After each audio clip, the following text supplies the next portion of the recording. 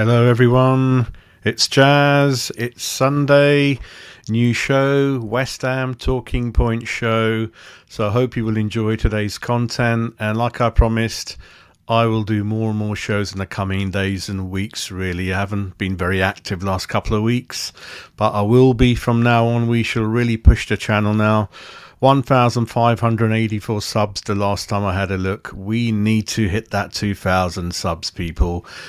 Please subscribe if you haven't and you watch the channel, spread the word. So yeah, yesterday's result, West Ham won, Chelsea won. You've seen the couple of shows I've done. Just to summarise again, I am not happy with the point we got.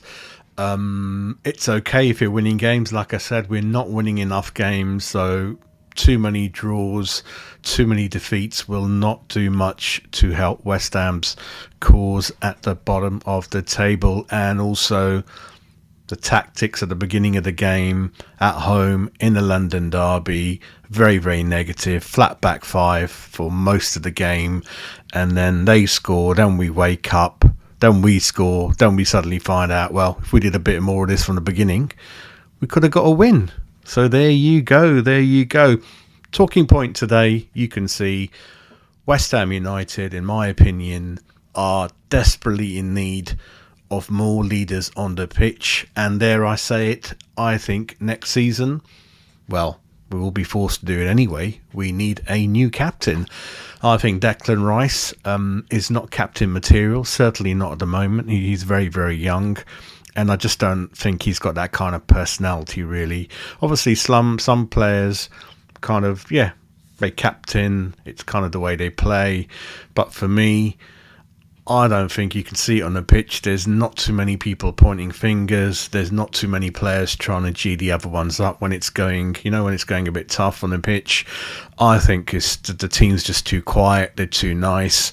And there's a lack of leaders on the pitch. And what makes it even more sort of urgent and surprising and annoying is obviously when you look at the thumbnail of this show that I've done, the past West Ham's past history of captains. I mean, Bobby Moore, Billy Bonds, Alvin Martin, Julian Dix, Scott Parker, Kevin Nolan, Mark Noble, and then Declan Rice.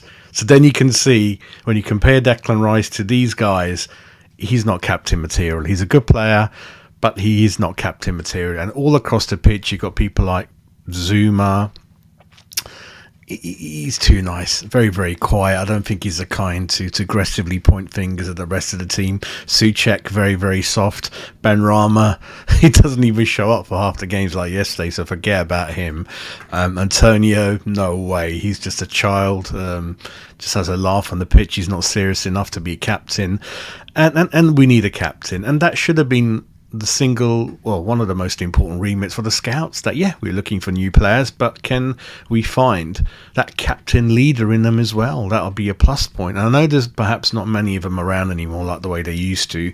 Every club used to, 70s, 80s, even 90s, they had 2-3 captains on the pitch really.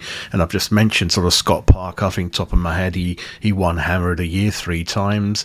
Mark Noble, don't need to say anything, in modern times, just kind of someone you respected, all the players looked up to, and kind of listened to what he had to say. And hopefully in that new kind of ambassador, director of football role, he'll prove that point. Nolan dropped a division for West Ham under Sam, was one of the driving sort of people that came back up straight away really. So those kind of people. Dix, again, that's kind of when I started to watch football. Dix was kind of absolutely amazing, all over the pitch, dynamic and led by example really, with his tackles and ferocious sort of will to win. Alvin Martin, again, learnt from Billy Bonds, captain for about a decade for West Ham United, and you can even see him on the media work he does. Very, very much respected, knowledgeable person really.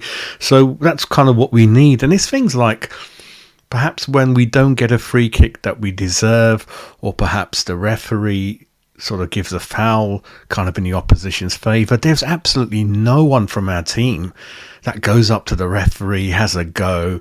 No one puts pressure on the linesman, the referee, nothing. It's very, very easy for referees in the West Ham game to kind of do whatever they want. You look at other clubs, well, Bruno Fernandes, top of my head, and other people, they are always in the referee's face, always winding players up. We are just too nice as a team. We need more players that are nasty, a bit of Arnie in there, that kind of thing, really. We just don't have enough of them, really. And I know we've got a few penalties this season, but in the past, we don't have it.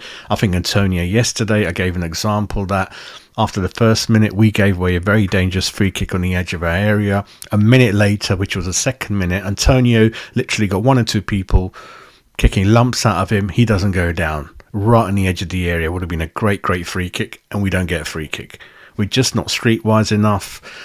You got to do it to get the free kicks this day and age. You know, we're just too nice in my point of view, really. And even in the backroom team, you can all see Arteta goes mad on the touchline, in the referee's face, in the fourth official's face. Every tackle, he's there. Every decision, he's jumping up and down in the referee's face.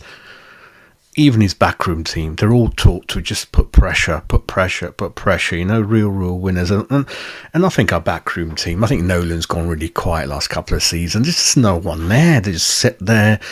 Moisey it's a very sort of boring, sad figure sometimes on the touchline. I don't think he could actually motivate me really to do anything.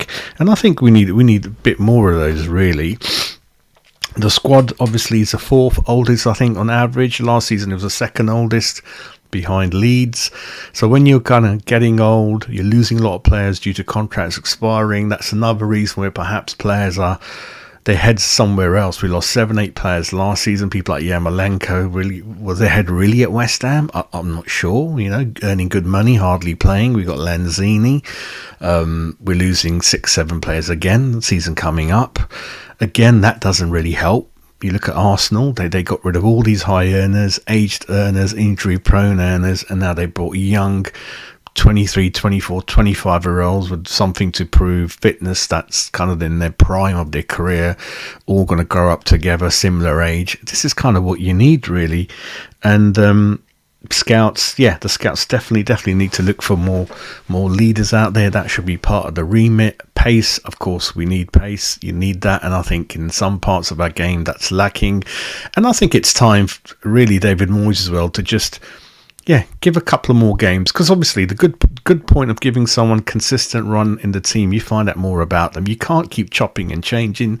I mean, Johnson, obviously, left back, right back, centre back, the kid's all over the place, and his career's probably going to end if Moyes stays. You know, it's just not happening for him.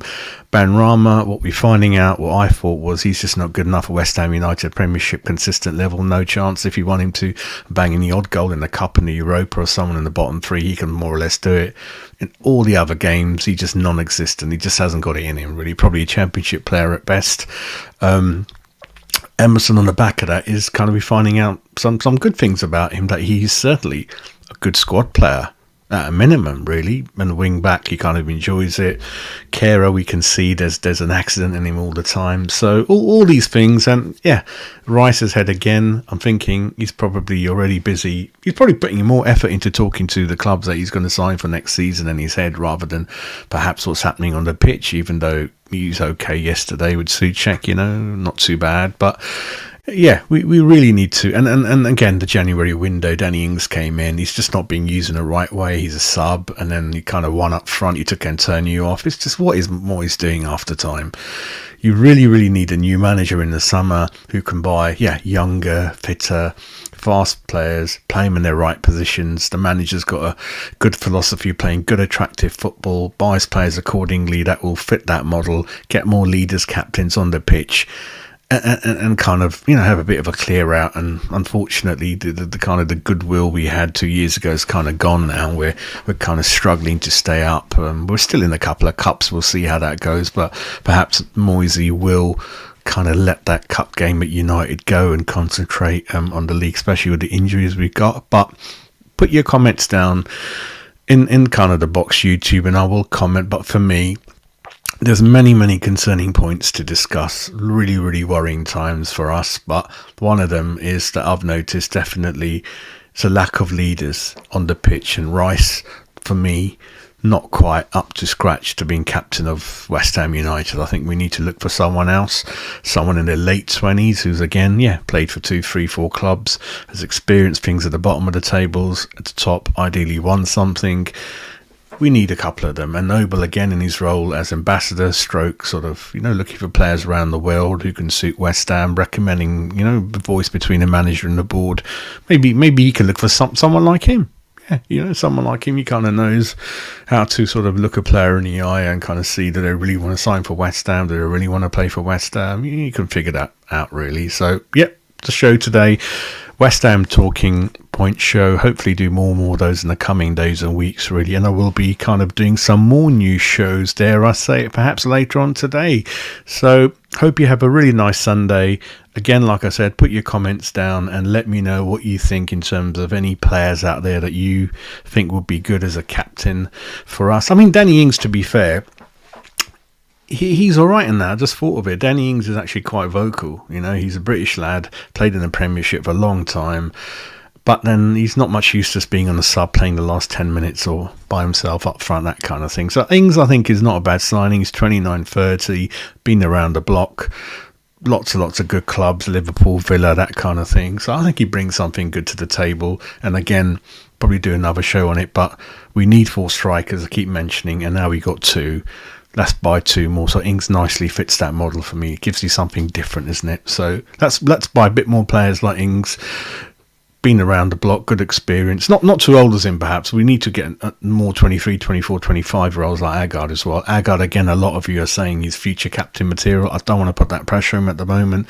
He's just trying to stay fit. He's got a lot of things on his mind and on his plate, and you don't want to do that to such a new player, really. So, So, again, keep subscribing, keep watching, and we'll catch up on another show soon. So come on, you Irons.